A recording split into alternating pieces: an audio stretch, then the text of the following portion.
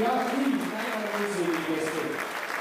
Ich muss noch was dazu sagen, der Kleine Musik hat bis jetzt 12 CD auf den Markt gebracht. Die neueste CD ist draußen. Wenn ihr jetzt in der Pause sagt, geht's ausgehen, jetzt diese CD erwerben. Sie spielen natürlich national, international, waren schon mehrfach im Musikantenstadion und sind einer der bekanntesten Gruppen, was wir bei uns in Bayern haben, im Bergenfelserland.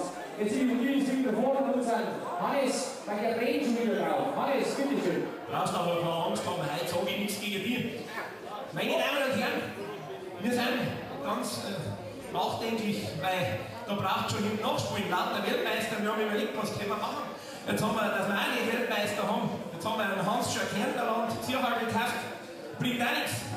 Da werden wir auch nicht Weltmeister, Hans von der Nummer. Aber dann haben wir uns zurückerinnert und wir haben vorher im Auto nachgeschaut, ob wir ihn tatsächlich noch gefunden haben oder mehr. Wir haben nämlich auch einen Weltmeister. Wir haben auch einen Weltmeister, den haben wir schon im Auto seit 1985. Weltmeister 1985 im Löffelschlagen, Bernhard Ostler. Damals war das kurz vor Hamburg, wie hat das geheißen genau? Blankenese. Da waren wir Hamburg 1985 für Bernhard Ostler, Weltmeister im Löffelschlagen. Und jetzt mein lieber Heinz, jetzt hörst du damit zu, lass deine Löffel drin und bring uns nicht durcheinander. Die Löffelpolka von 1985, Bernhard Ostler an die Löffel. Und die spielen mit.